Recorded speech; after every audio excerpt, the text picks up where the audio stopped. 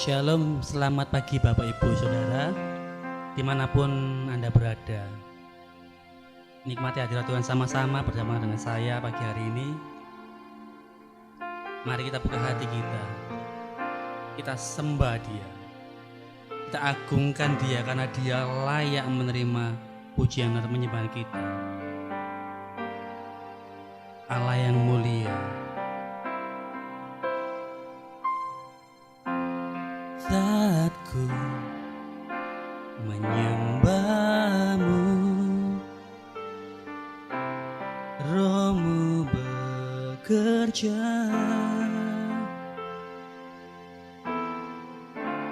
saat ku memujimu, Kau bertahta di atas pujian.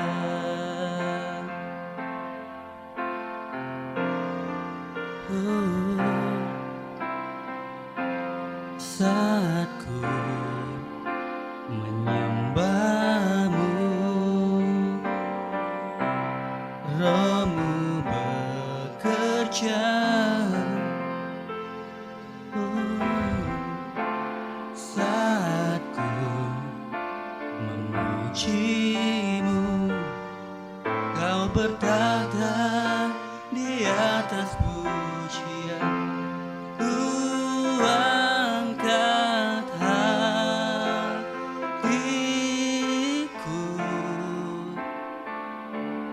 ku pandang kekudusan-Mu, saat ku sembah, ku puji-Mu, ku rasakan kehadiran-Mu Tuhan.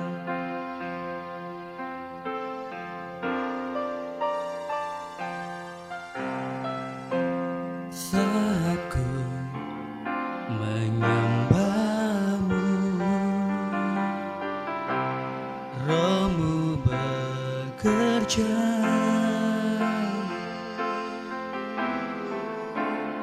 saat ku memuji-Mu, Kau bertahta di atas pujian. Ku angkat hatiku,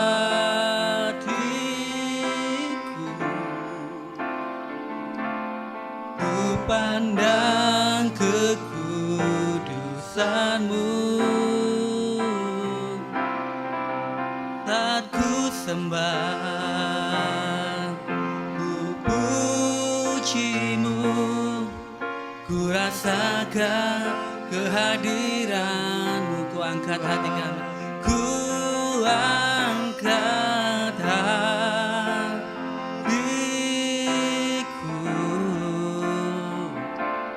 ku pandang kekudusan-Mu, saat ku sembah, ku puji-Mu, ku rasakan kehadiran. Ku angkat hatiku Tuhan, ku angkat hatiku, ku pandang kekudusan-Mu, saat ku sembah, ku puji-Mu, ku rasakan kehadiran-Mu Tuhan. Saat ku sembah, saat ku sembah, ku puji-Mu, ku rasakan kehadiran-Mu Tuhan. Saat ku sembah, ku puji-Mu, ku rasakan kehadiran-Mu Tuhan.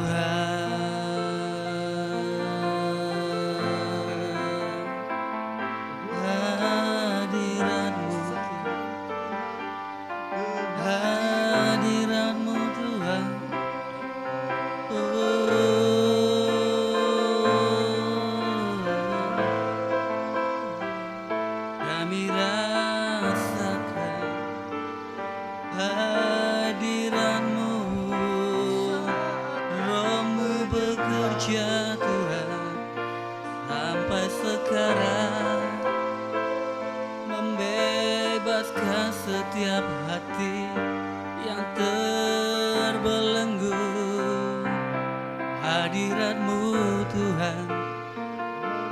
ada kebebasan dalam hadirat-Mu, ada damai sejahtera.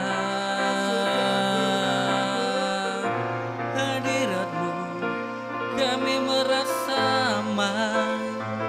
Hadirat-Mu Tuhan, tempat perlindungan kami.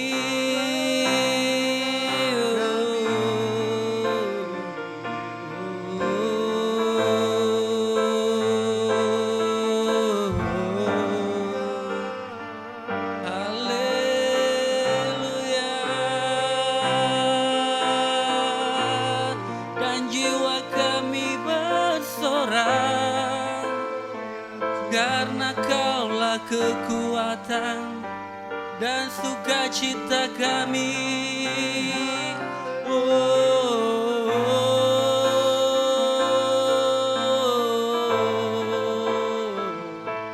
Kaulah damai kami, sukacita kami. Ya Tuhan, bertahtalah Tuhan dalam hidup kami, bertahtalah Tuhan.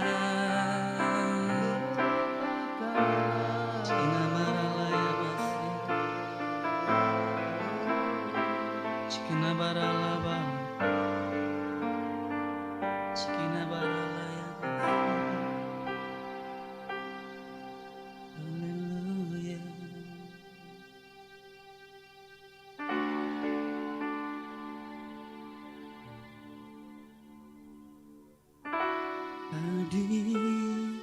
Hadirat-Mu Tuhan, ya Tuhan, ku rasakan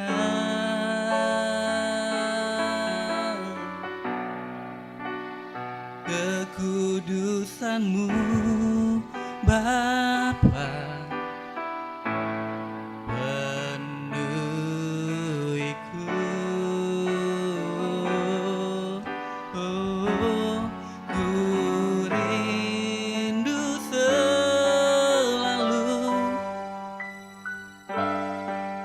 Diam dalam bait-Mu, menikmati kasih anugerah hadirat-Mu Tuhan. Hadirat-Mu Tuhan, rasakan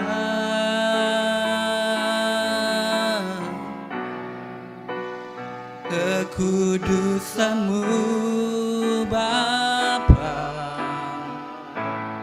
penuhiku.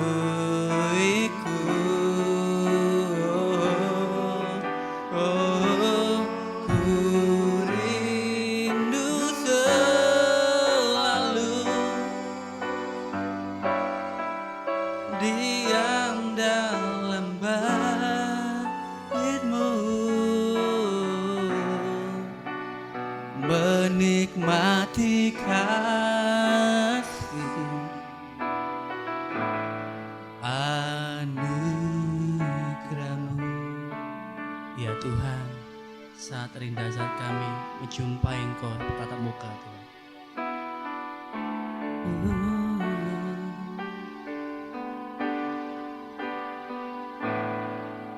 Saat indah ku berhadapan dengan-Mu,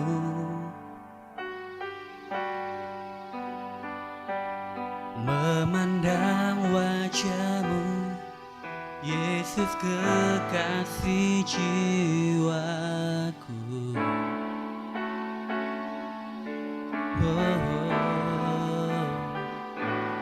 Bawa daku erat dalam pelukan-Mu,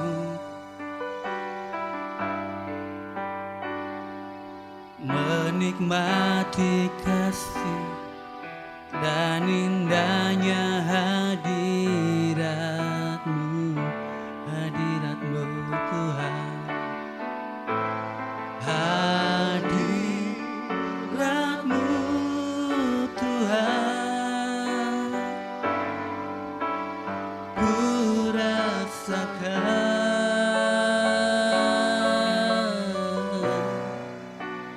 kekudusan-Mu Bapa,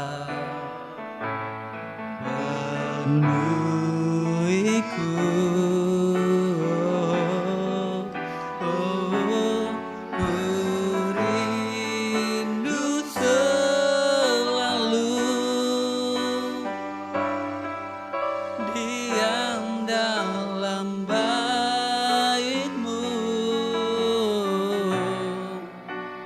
Menikmati kasih anugerah hadirat-Mu Tuhan, hadirat-Mu Tuhan, ku rasakan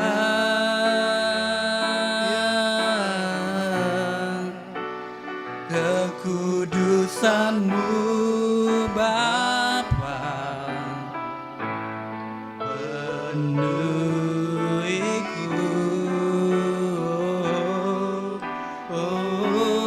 Ku rindu selalu diam dalam bait-Mu, menikmati kasih anugerah-Mu.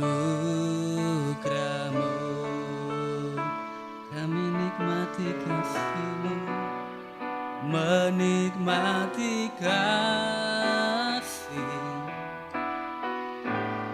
anugerah, menikmati kasih Tuhan, menikmati kasih anugerah-Mu. Ya Tuhan, biarlah setiap kami Tuhan boleh mengecap kasih-Mu dalam kehidupan kami Tuhan. Kasih-Mu yang begitu melimpah dalam hidup kami Tuhan.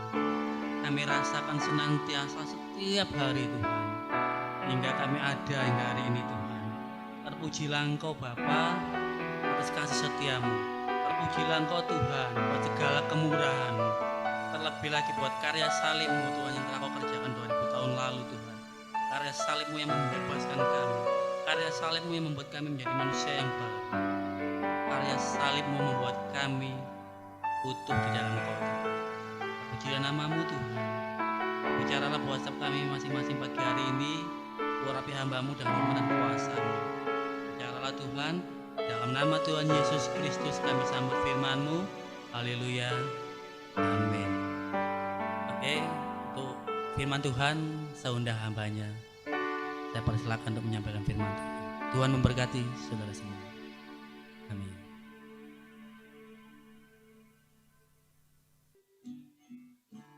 Bapak, terima kasih. Tidak ada yang lain ya. Baik di bumi ini, di bawah bumi, di atas bumi, di langit, di seluruh jagat raya ini yang mengenal hati kami masing-masing. Dalam laut masih bisa diduga, tetapi hati manusia siapa yang tahu? Satu-satunya yang tahu adalah Engkau ya Tuhan Yesus Kristus, karena Engkaulah yang menciptakan blueprint. Engkaulah yang menciptakan kami, bahkan bukan hanya kami, tapi seluruh jagat raya ini. Tetapi yang membuat kami bersyukur adalah Engkau menciptakan kami segambar, serupa dengan Engkau sendiri. Karena itu Tuhan, kami merendahkan hati kami menghormati hadirat-Mu, karena hanya Engkau yang layak untuk dipuji, untuk disembah, untuk dihormati. Tidak ada yang lain, Tuhan. Hanya Engkau. Kau tahu masing-masing kami apa yang kami sedang pikirkan. Engkau tahu dengan pasti apa yang sedang kami rasakan hari-hari ini. Engkau tahu dengan mutlak, ya, secara absolut sikap perilaku kami hari-hari ini. Karena itu Tuhan, pagi hari ini kami datang kepadamu supaya digenapi firman Tuhan bahwa bukan hanya oleh roti secara jasmani manusia boleh hidup, tetapi sesungguhnya kehidupan manusia itu akan terjadi. Kehidupan yang sesuai dengan panggilan dan rencana-Mu. Satu kehidupan yang mengarah kepada segambar dan serupa dengan Engkau.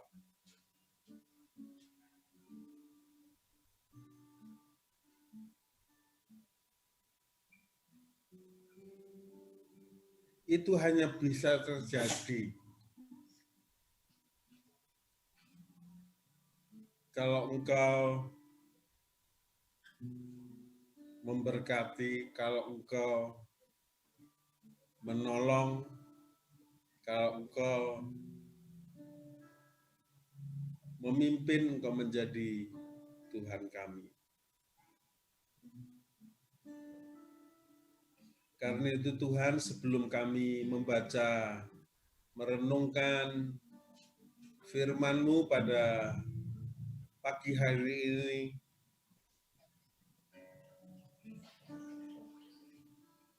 Tuhan, kami datang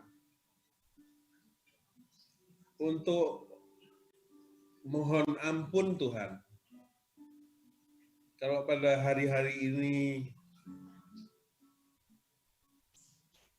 pengetahuan kami tentang firman-Mu itu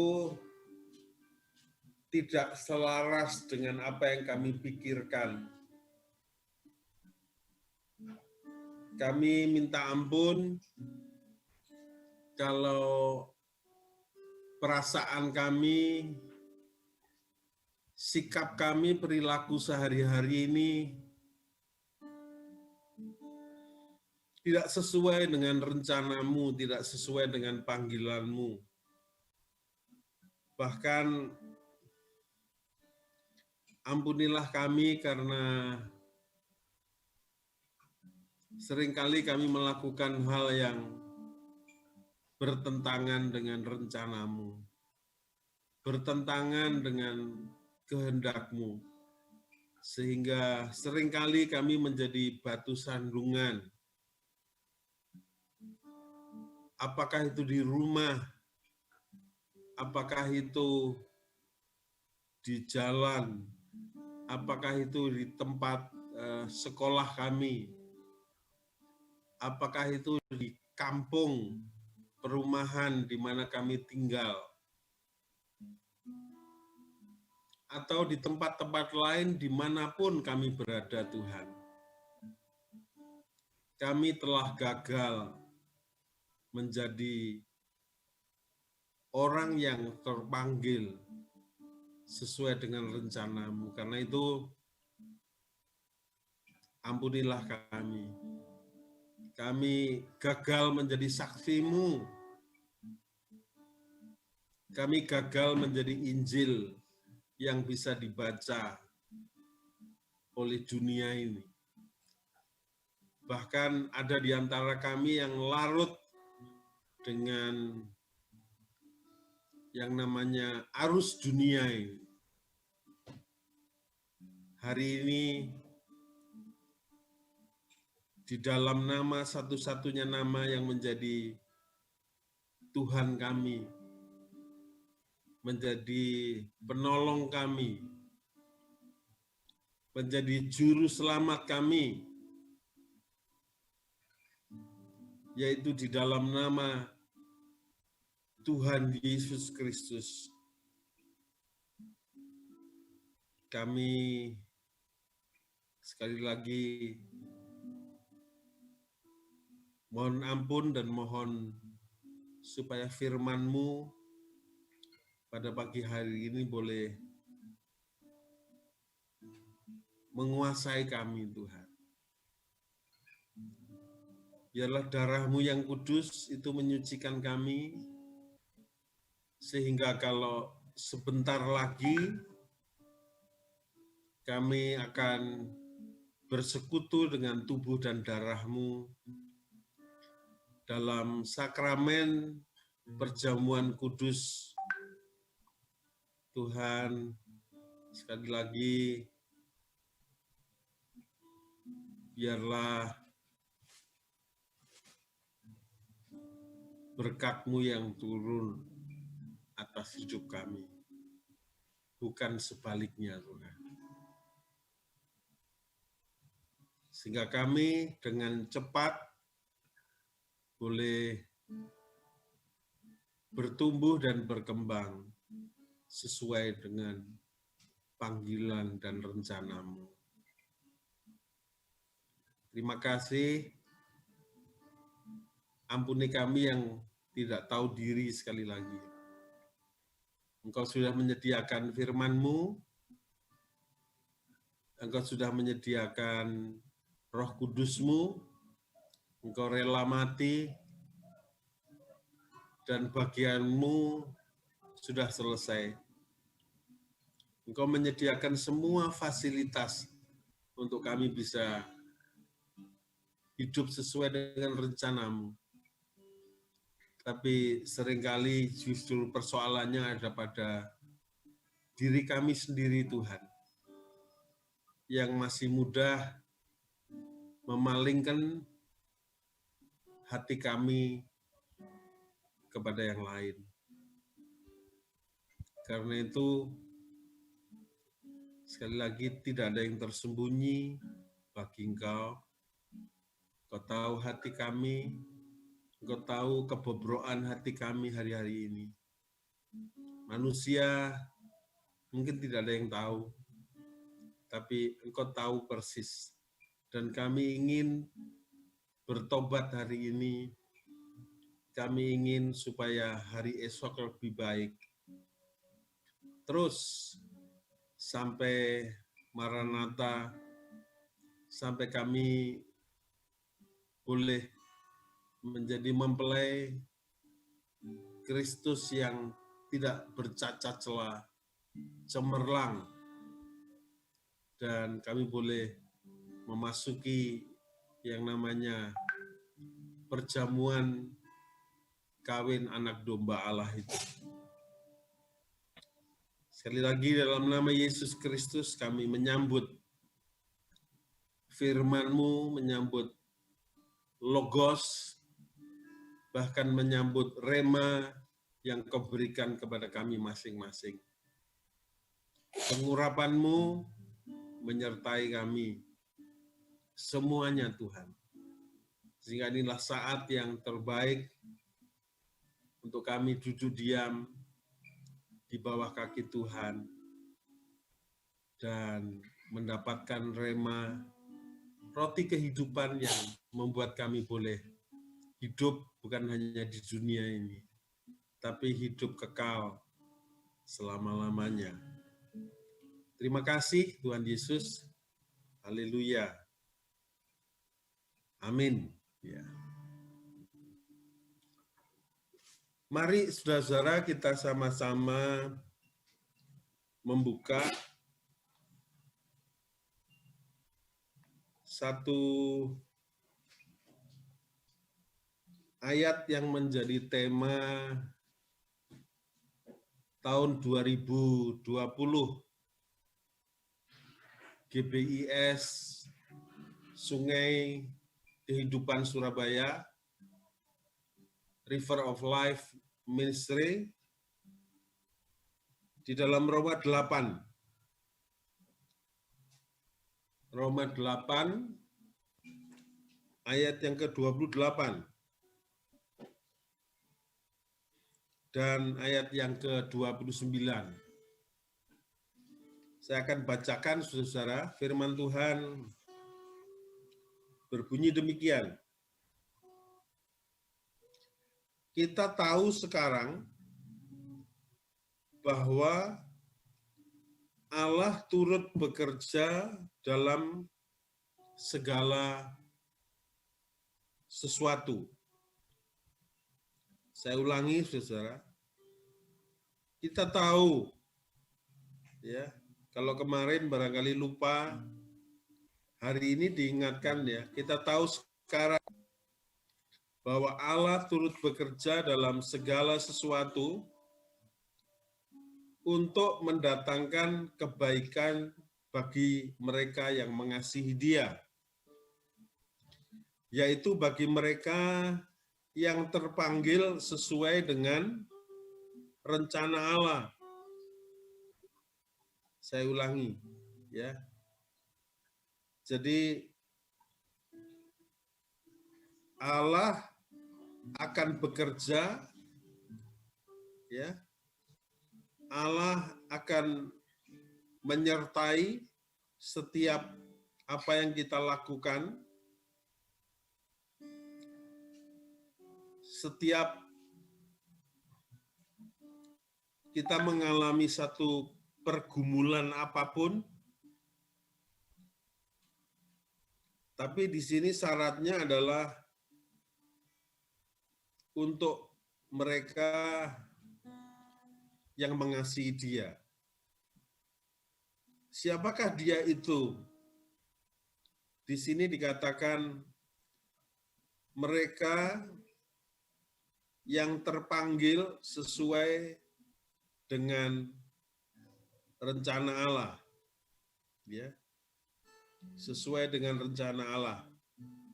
29 mengatakan, sebab semua orang yang dipilihnya dari semula, mereka juga ditentukannya dari semula untuk menjadi serupa dengan gambaran anaknya, supaya ia, anaknya itu, menjadi yang sulung di antara banyak saudara, jadi di antara kita. Dan mereka yang ditentukannya dari semula itu, mereka itu juga dipanggilnya. Dan mereka yang dipanggilnya, mereka itu juga yang dibenarkannya. Dan mereka yang dibenarkannya, mereka itu juga yang dimuliakannya. Berulang-ulang firman ini, saudara-saudara, kita sudah kupas, kita sudah bahas dengan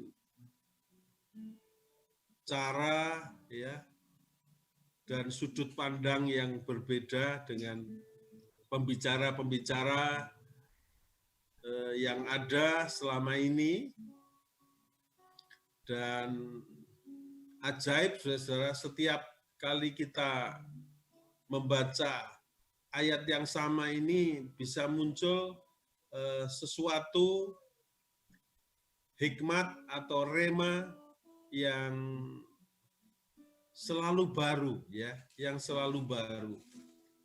Seperti kita membaca pagi hari ini, secara singkat sebetulnya kita memahami bahwa kita tidak akan mengalami penyertaan Tuhan, fasilitas yang diberikan oleh Tuhan untuk kita bisa menjadi bukan hanya berkeadaan baik, ya, karena di sini dikatakan bahwa Allah bekerja dalam segala sesuatu untuk mendatangkan kebaikan. Jadi bukan hanya baik, dan saya tidak perlu membahas baik ini tentu bukan baik menurut konsep, pola pikir, dan pemandangan kita, ya. Kebanyakan kita berpikir baik itu kalau kita misalnya hidup ini nggak ada masalah, ya. Hidup ini serba lancar-lancar, begitulah. Serba mulus-mulus, ya. Tidak ada kegagalan, tidak sakit, ya. Pekerjaan, usaha berkembang dengan baik, ya. Tidak ada hambatan, tidak ada tantangan, tidak ada rintangan yang berarti, ya. Kita berpikir atau punya konsep baik itu seperti itu. Tetapi tentunya di sini baik adalah baik menurut pemandangan Allah. Jadi artinya situasi apapun yang kita alami saat ini, mau sakit, mau miskin, mau kita ini mungkin sedang frustasi karena ada wabah yang sifatnya bukan hanya nasional, tapi wabah yang sifatnya global. Jadi pandemik COVID ini, ya, membuat semakin terpuruk, ya, semakin terpuruk dalam semua aspek kehidupan, kesehatan, kehidupan sosial, ya, kehidupan ekonomi, ya, kehidupan apapun, ya, keamanan juga, kehidupan budaya, kehidupan pendidikan, seperti yang kemarin sempat disampaikan oleh Ibu JK, ya, dalam IG Talk Sungai Kehidupan itu. Jadi kondisi apapun yang kita sedang alami atau apapun yang kita sedang kerjakan hari-hari ini, maka itu Tuhan bisa buat menjadi sesuatu yang mendatangkan kebaikan, ya. Mendatangkan kebaikan itu artinya adalah membuat kita menjadi semakin dewasa. membuat kita semakin serupa sesuai dengan blueprint itu. Karena itu syarat yang di sini supaya kita bisa mengalami Tuhan, syarat di sini supaya kita mengalami ayat ini, ya, supaya ayat 28 yang awal ini digenapi bahwa Allah bekerja dalam segala sesuatu dalam hidup kita untuk mendatangkan kebaikan. Itu di sini syaratnya adalah dikatakan bahwa bukan kepada semua orang, bukan kepada semua kita, bukan. Tetapi di sini dengan jelas dikatakan hanya bagi mereka yang mengasihi Tuhan. Mengasihi artinya ya, yang mengasihi artinya kita mencintai Dia, kita betul-betul seperti ilustrasinya adalah hubungan sepasang kekasih, ya, yang saling jatuh cinta dan kemudian masing-masing punya kerinduan untuk rela berkorban. Apapun, korban apapun itu untuk membahagiakan orang yang dicintainya. Dan satu-satunya kekasih jiwa kita adalah bukan yang lain, bukan mamon, bukan prestasi, bukan jabatan, bukan apapun yang lain, tetapi kekasih kita adalah Tuhan Yesus Kristus. Jadi Roh Kudus pasti bekerja dan berbicara kepada kita masing-masing berapa persen sebetulnya kadar kasih kita itu kepada Tuhan.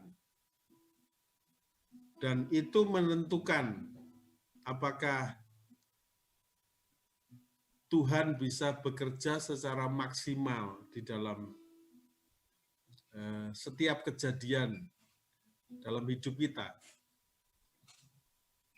Artinya masa depan kita menjadi baik, masa depan kita menjadi segambar dan serupa dengan Tuhan, masa depan kita bisa selamat, masa depan kita bisa masuk ke kerajaan Allah, menjadi kekasihnya,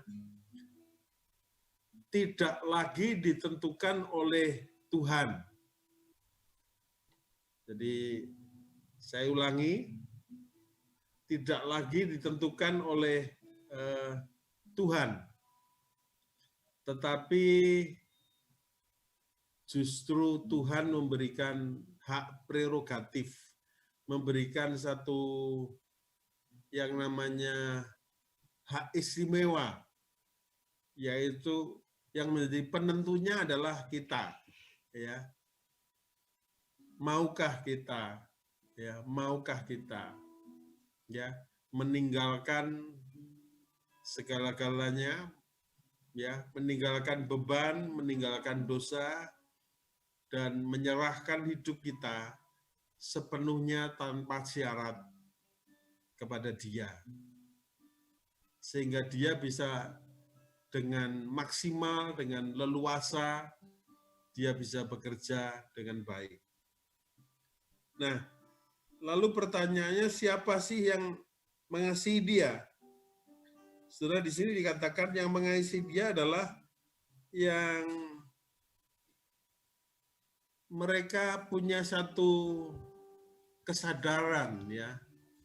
Mereka punya yang namanya satu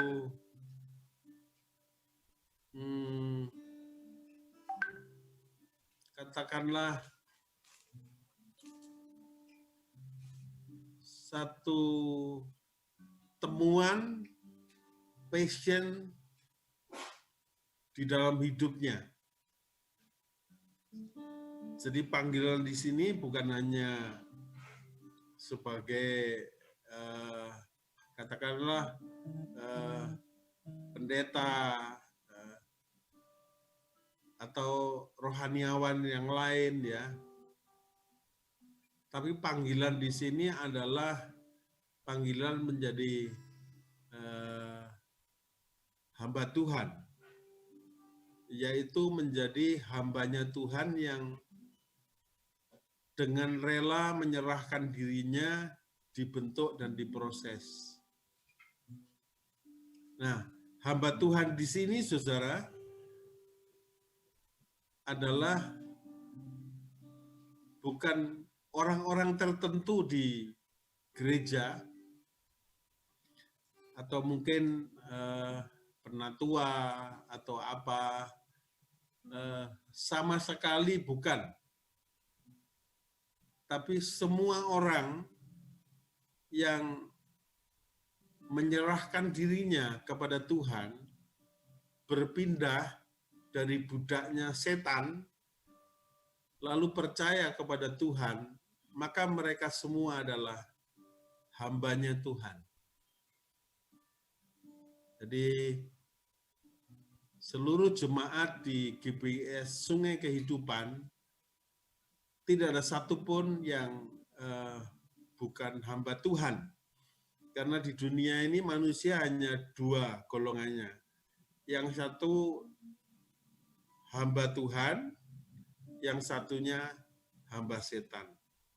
Nah, kesadaran bahwa kita ini hamba Tuhan yang dipanggil, yang dipilih, ya, dan dipilihnya ini dengan satu rencana. Rencananya bisa saja berbeda dengan ambisi kita. Rencananya, tujuan utamanya tentu adalah supaya menyelesaikan pekerjaan Tuhan, menyelesaikan misi Bapa Surgawi, supaya seluruh dunia itu boleh mendengar kabar baik,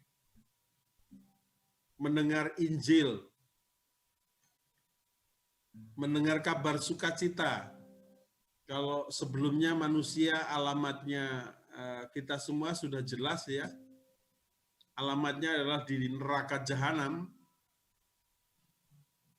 Tapi dengan pengorbanan Tuhan, maka menjadi ada harapan,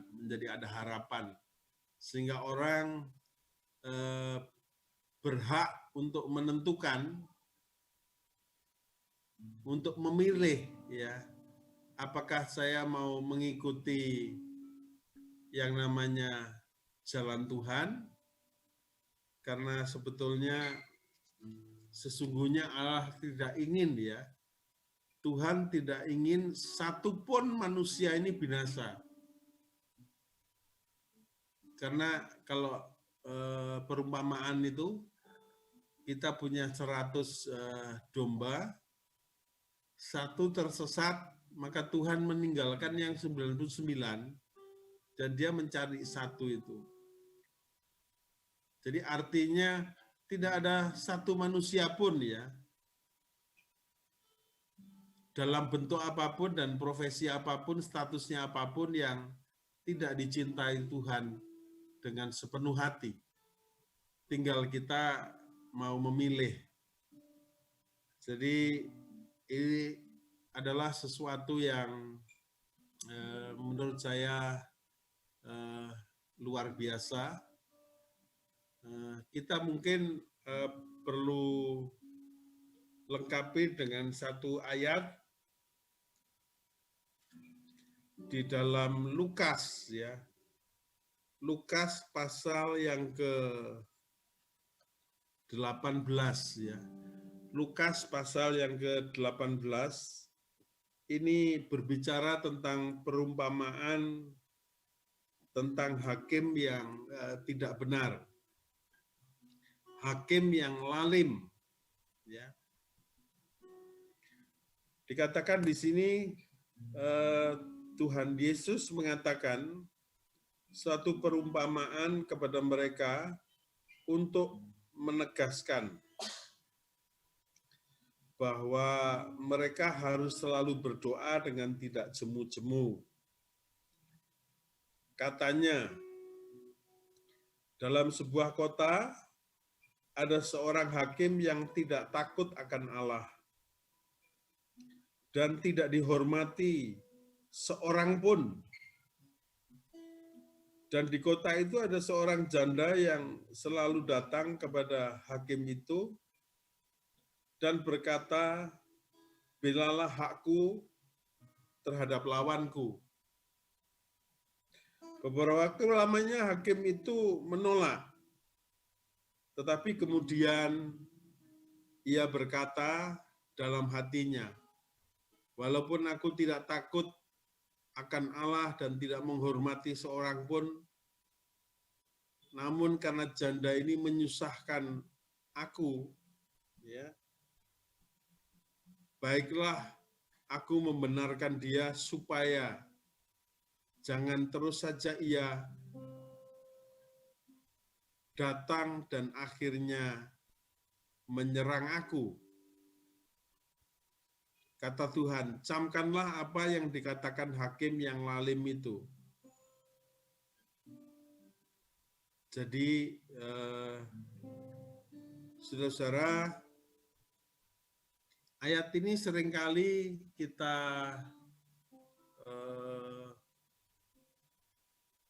persepsikan, kita tafsirkan, ya. Kalau misalnya saya ingin supaya COVID ini segera berlalu, gitu ya, maka saya setiap hari akan berdoa dan memaksa kepada Tuhan, ya, mengklaim kepada Tuhan, ya. Bahkan mungkin kita memakai nama Tuhan untuk mengusir. Jadi roh-roh corona misalnya, ya, kita usir. Seringkali begitu. Terus, dan semakin kita mengklaim, semakin kita berdoa, harapan kita Tuhan itu risih, gitu ya.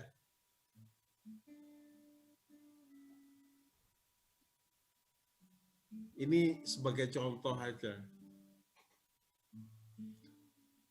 Mungkin saudara-saudara punya satu pergumulan dan sedang berdoa, apapun itu. Mungkin saudara sedang berdoa untuk urusan pribadi, mungkin punya penyakit tertentu, mungkin punya kelemahan tertentu, punya kebiasaan buruk tertentu, ya. Atau mungkin ada yang sedang bergumul dengan ekonomi, ya, masalah ekonomi, ya, usaha atau apapun deh, yang namanya masalah itu tentu 1001 macamnya, 1001 bentuknya, 1001 ya modelnya. Nah, pada waktu kita punya satu pergumulan, kita ingin supaya bebas dari pergumulan itu, maka kita seringkali menggunakan ayat ini untuk datang berkali-kali mengetok pintu Tuhan supaya Tuhan itu bisa menjawab. Tapi saudara, kalau kita perhatikan dengan baik di sini, saudara, ayat yang ke-6 tadi, Tuhan berkata, camkanlah apa yang dikatakan hakim yang lalim. Ini perlu digarisbawahi, hakim yang lalim ya, bukan hakim yang adil. Jadi jelas perumpamaan ini bukanlah menggambarkan hubungan orang percaya dengan Tuhan Yesus, dengan Bapa Surgawi yang Maha Adil. Karena ini dikatakan lalim ya. Ya. Nah, kalau kita lihat konteks yang sebelumnya, coba kita baca Lukas pasal 17.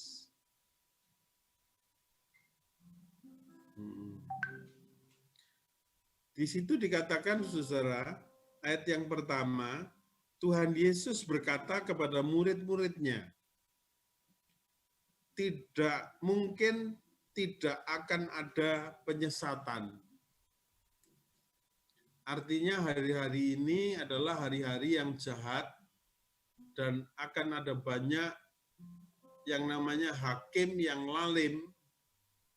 Ya, kalau ada hakim yang maha adil, namanya adalah Yahweh, namanya adalah Bapa Surgawi, namanya adalah Tuhan Yesus Kristus. Bukan hanya adil ya, tapi maha adil, tapi ada hakim yang lain, yang lalim, yang tujuannya adalah mencuri, membunuh, dan membinasakan. Hakim ini namanya Lucifer. Hakim ini namanya setan. Hakim ini namanya iblis, ya, dan seluruh antek-anteknya. Mereka berusaha untuk menghakimi, ya, termasuk dalam perumpamaan itu menghakimi janda itu,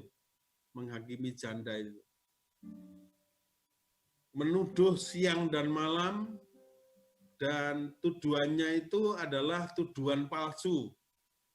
Yang penting hakim itu mendapatkan keuntungan.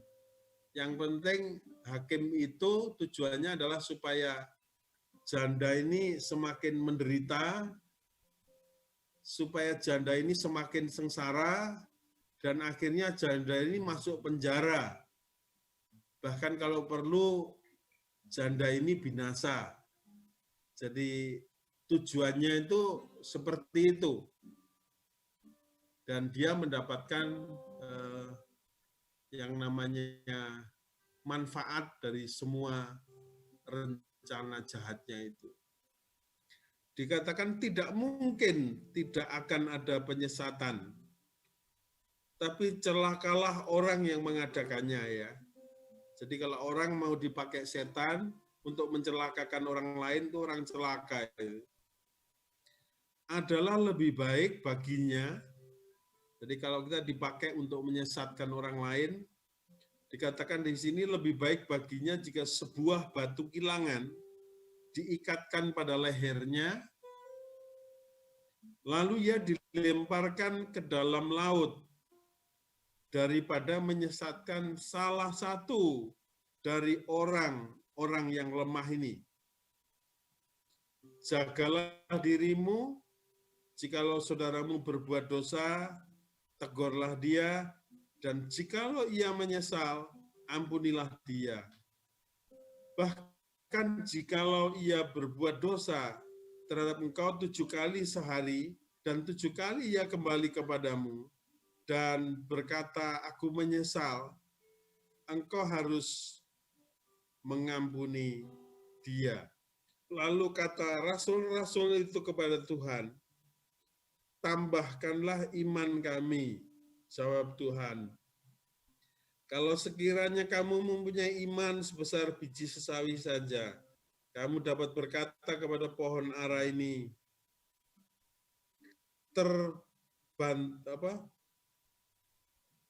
terbantunlah engkau dan tertanamlah di dalam laut, dan ia akan taat kepadamu. Jadi kalau kita urut dari urutan sejak awal, maka perumpamaan itu bukan menggambarkan atau mengajarkan kita untuk memaksa Allah melakukan sesuatu yang sesuai dengan keinginan kita, sedemikian rupa sampai tidak punya sopan santun, ya. Dan kemudian Allah ini jenuh gitu, Allah frustasi, lalu daripada ngerepoti, lalu Allah menjawab doa kita. Jadi kalau Allah seperti itu, maka aku yakin bahwa itu bukan Allah. Ya. Allah adalah Allah yang tidak bisa dicobai. Allah adalah Allah yang tidak bisa disuap. Allah adalah Allah yang tidak bisa dikendalikan oleh apapun, karena Dialah ya pengendali segala sesuatu. Karena itu, kalau ada di antara kita yang masih ya berpikir bahwa perumpamaan tentang hakim yang lalim dan perempuan atau janda yang miskin itu adalah perumpamaan antara kita dengan Bapa Surgawi, sehingga kita harus berdoa dengan cara seperti yang dilakukan oleh janda miskin, maka itu adalah sesuatu yang tentu tidak sesuai dengan yang namanya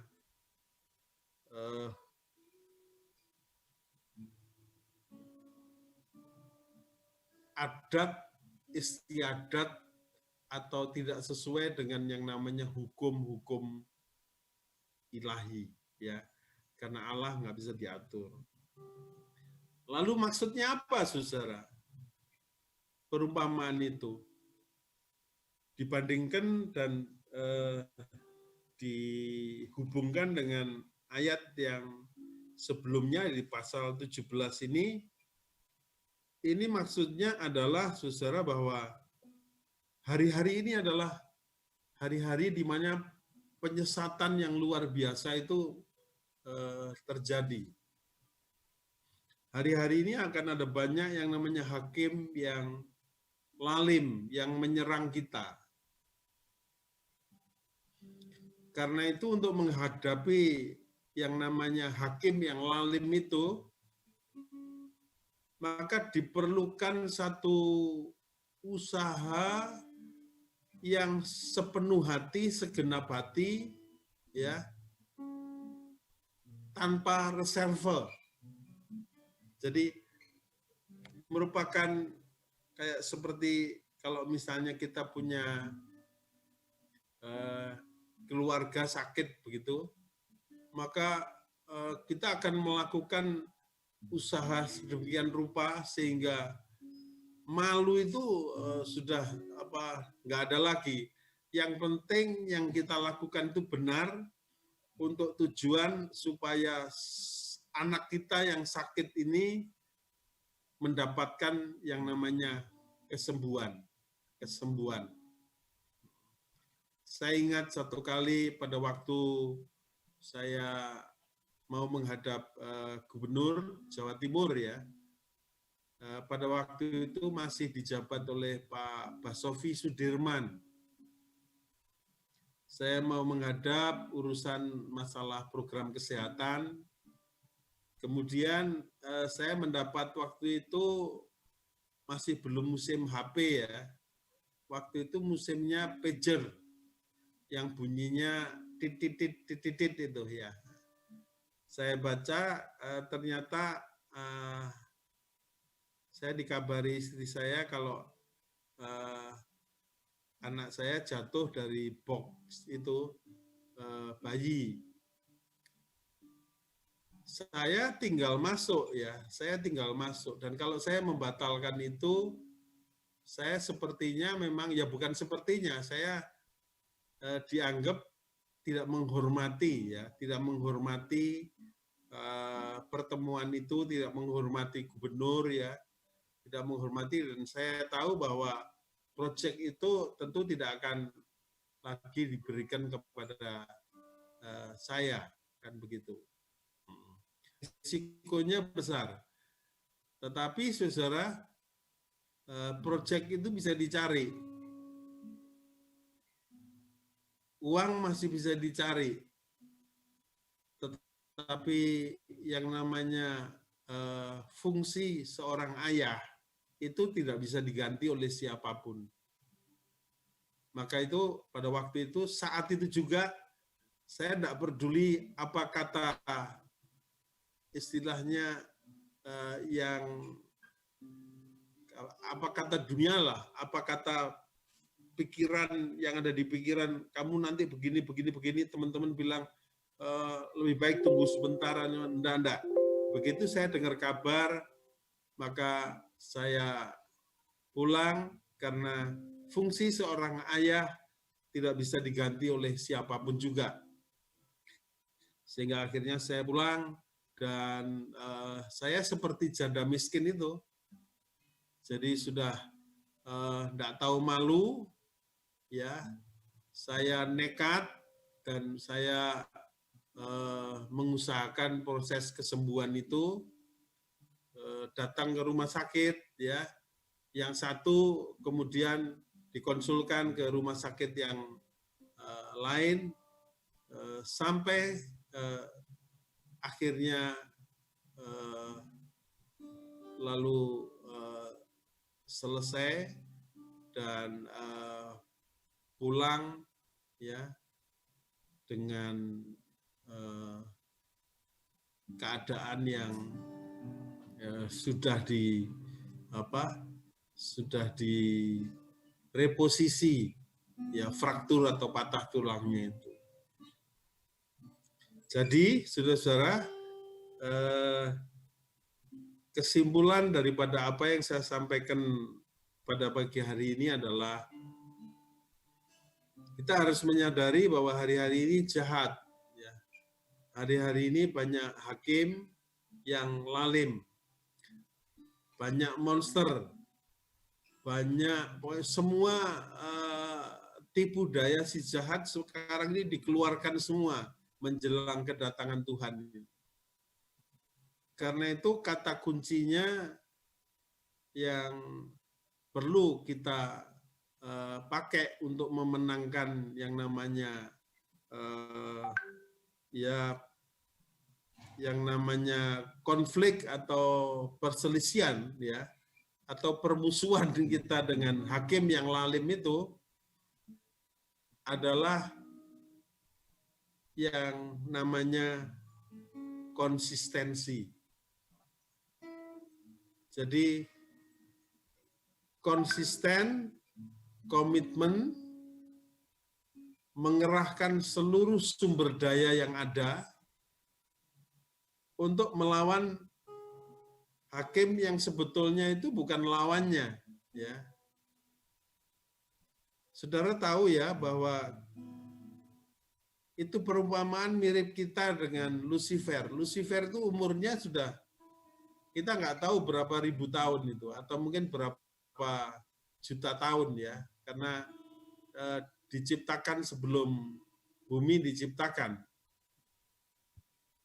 Jadi pada waktu Adam dan Hawa di Taman Eden, itu Lucifer sudah jatuh dalam dosa, sudah memberontak terhadap Allah.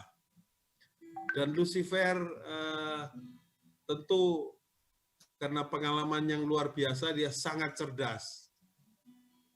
Celakanya, saudara, Lucifer itu sangat cerdas untuk menipu, sangat cerdas untuk membohongi, sangat cerdas untuk menuduh, sangat cerdas untuk mencuri, membunuh, dan membinasakan.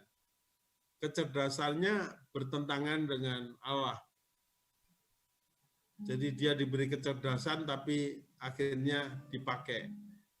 Dia marah kepada Tuhan karena dia dikutuk Sementara manusia justru ditebus, ya.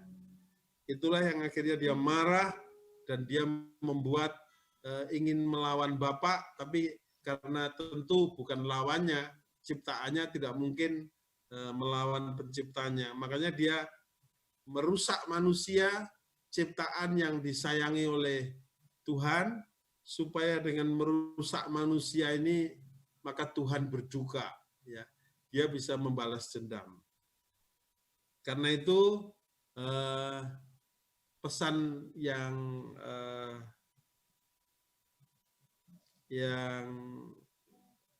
mungkin bisa diambil dari firman Tuhan yang kita baca, renungan yang kita baca pagi hari ini, saudara. Kalau kita punya satu panggilan yang jelas, kalau kita ini memang dipanggil dan Tuhan punya rencana yang khusus, ya, yang unik masing-masing kita, maka kita nggak boleh berhenti. Kita mesti lakukan dengan segenap selama hayat masih di kandung badan. Kita harus punya satu komitmen, ya. Nyawa pun kalau perlu kita korbankan, ya, sehingga kita bisa menggenapi firman Tuhan yang mengatakan siapa yang memelihara nyawanya, dia akan kehilangan nyawanya. Tapi siapa yang rela kehilangan nyawanya demi menggenapi rencana Tuhan di dalam hidupnya, maka dia justru akan mendapatkan kehidupan yang kekal untuk selama-lamanya. Sehingga hari ini kita harus punya satu prinsip yang sama, yang serupa dengan janda miskin itu. Jadi sudah lupakan apa kata dunia, lupakan apa kata orang, lupakan apa kata perasaan kita, lupakan apa kata logika kita. Selama kita diberikan tujuan dan selama itu adalah untuk memperjuangkan pekerjaan dan kepentingan kerajaan surga, maka kita akan terus melakukan itu. Terus melakukan itu. Jadi kalau disingkat dalam satu kata terus itu namanya segenap. Saya menutup dengan satu ayat, yaitu seluruh hukum Allah, seluruh kitab Taurat dan para nabi ini, dari Kejadian sampai Wahyu, ini kalau disingkat menjadi satu hukum, namanya hukum kasih.